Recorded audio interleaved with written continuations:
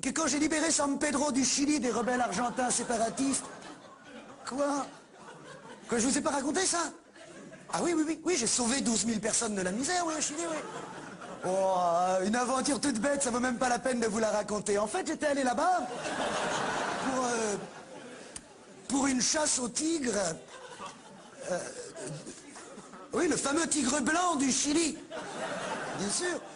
Donc j'étais à Santiago du Chili, dans un petit bar tapas de la vieille ville. Je sirotais une tequila con leche, en lisant l'indépendantiste rubrique sport, sous un soleil torride qui me faisait transpirer. Ah, on est comédien ou on ne l'est pas, hein? Et là, tout à coup, il y a un mec qui s'approche de moi et qui me dit: no solo son palabras que se dicen al azar por un momento, solo esos ostras cosas que se dicen ante la mar, sonreír, al abrazar. Attention, hein, je suis comédien. Et no parla chilianos.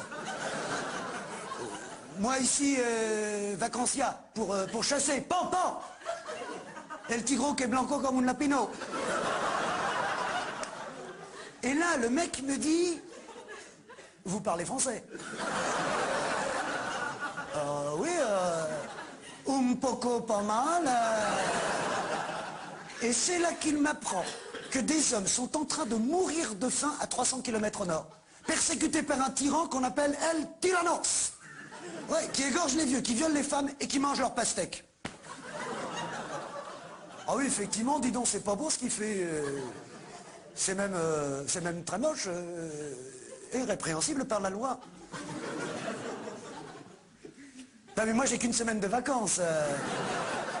Enfin, je vois pas bien ce que je peux faire pour vous. Et alors là, le mec me dit: tu sais diriger des hommes? Oui, je sais, effectivement, ça fait partie de mes compétences, oui. Enfin, je veux dire, je suis français. Tu peux tenir un fusil?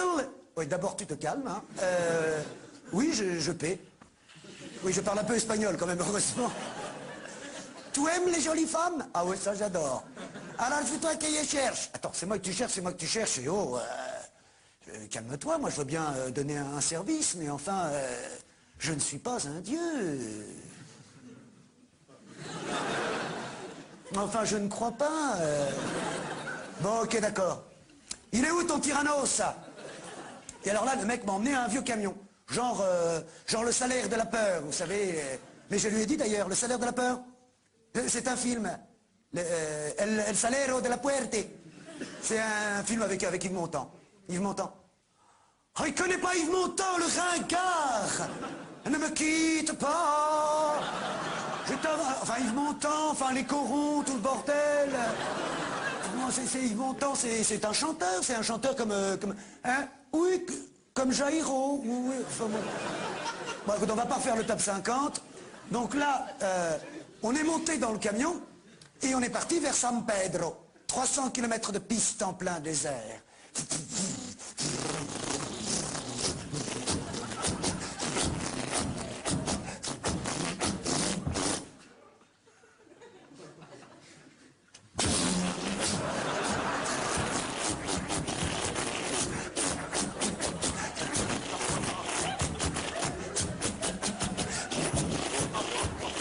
Je vais pas vous faire les 300 km.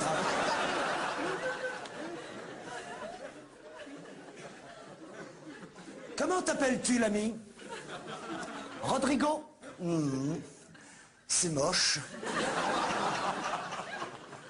Dis-moi, Rodrigo, je sais pas bien comment te demander ça, mais est-ce que tu pourrais enlever ta main de ma cuisse, s'il te plaît? Oui, je sais. La chaleur, la transpiration, mon tricot de peau humide, il y a une petite ambiance village people. Mais moi, no pédalos, ça. Écoute, tu sais, je crois qu'on va s'arrêter 5 minutes, je suis complètement groggy. Ah. Hop là, oh. Ah. Et cet endroit me paraît être l'endroit idéal pour faire une halte. En plus, la terre a l'air meuble et friable. On va construire une cabane pour la nuit. Toi, Rodrigo, tu vas couper du bois. Pendant que moi, je vais creuser un trou de 2 mètres sur 4, humidifier le fond et consolider les bords avec de l'argile séchée, des racines de manioc. Ah, ici, je vais faire un coin cuisine, une mezzanine. Enfin, je vais me démerder, Et après, nous allons dormir 2 heures par relais d'un quart d'heure toutes les 3 minutes. Comment? Oui, je sais, oui, ça peut paraître difficile à comprendre, oui. Mais tu verras, on s'y fait très vite. C'est la technique qu'on utilisait au Vietnam. C'était pas notre guerre, Rodrigo. Ils n'avaient pas le droit de nous envoyer là-bas. On était des mômes. J'avais 8 ans à l'époque.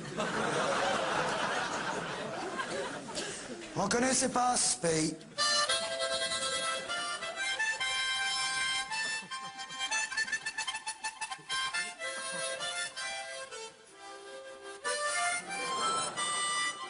Comment? Si je sais jouer de l'harmonica? Tu vois bien que non. Tu sais, Rodrigo, cet harmonica, j'y tiens comme à la prunelle de mes yeux. Il appartenait au soldat Ryan. Tu sais ce qu'on va faire, Rodrigo?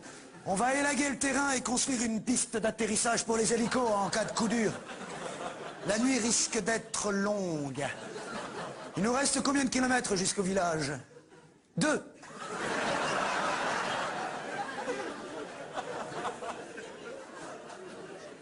Et en même temps, c'est peut-être un peu con de s'arrêter ici. Hein? On va plutôt continuer. Et c'est comme ça qu'on est arrivé à San Pedro. Un petit village fait de tôle ondulée, de cagettes en bois. Une horreur. 200% d'humidité. 70 degrés à l'ombre. Et à l'ombre, autant que possible, il vaut mieux rester. Ah ouais. Non, parce que ici, quand il fait chaud, un homme normal, vous, monsieur, par exemple, vous aussi certainement, il pue des pieds. La dame me dit que oui. Bon, et ben là-bas, il fait tellement chaud qu'ils arrivent à puer du front. Vous imaginez? Ma gueule, monsieur, Dieu, remets ton chapeau là-haut. Ouais. Incroyable. Non, moi, pour plus de sécurité, en fait, je me mettais du talc. Ouais, partout sur les fesses, là, comme ça. C'était le conseil de nouvelles frontières. Bien sûr. Là, il paraît que ça limite la sudation.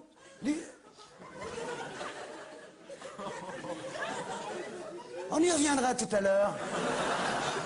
Et en fait, alors, le premier soir, pour fêter mon arrivée, alors, ils ont organisé un magnifique Fuego del Campo. Traduisez feu de camp.